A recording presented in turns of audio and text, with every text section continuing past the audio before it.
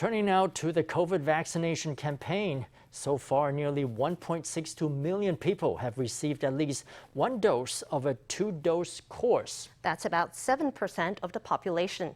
The Central Epidemic Command Center aims to raise the vaccination rate to 15% of the population before the end of August. Got vaccinated yet? The CECC has opened up vaccines to adults 75 and older, as well as pregnant women. To date, Taiwan has taken delivery of 1.96 million AstraZeneca doses and 2.89 million doses of Moderna. It's administered about 1.62 million doses so far, leaving about 3.2 million doses. The government's goal is to use them up by the end of August, so that 15% of the population has had at least one shot. I think that we need at least 30%. 30% is already setting the bar low. Coverage of 15.5% won't have an obvious effect. So we should set a target of at least 30 to 40%, then see what the epidemic situation is at the time. And this is not an unattainable goal, because as a matter of fact, people are demonstrating a strong willingness to get vaccinated. Vaccine willingness is actually quite high.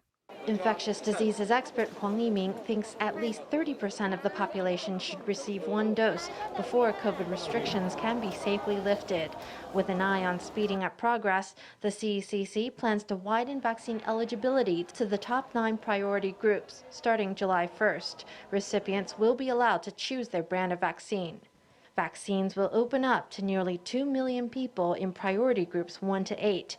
The 9th priority group is people who have already received one vaccine dose. This group includes 41,000 people who had paid out of pocket for a shot earlier this year and who will now be eligible for a free second dose. In related news, AstraZeneca has reported on a study done by the University of Oxford. It showed that AstraZeneca's vaccine provides protection against the Delta and Kappa COVID variants first found in India. Researchers found that it was as effective against those variants as it was for the Alpha and Gamma variants first identified in the UK and Brazil, respectively. AstraZeneca is releasing this information to bolster public confidence, to bolster people's confidence in its vaccine. Besides the South African variant, there are other variants that include ones found in India and Brazil.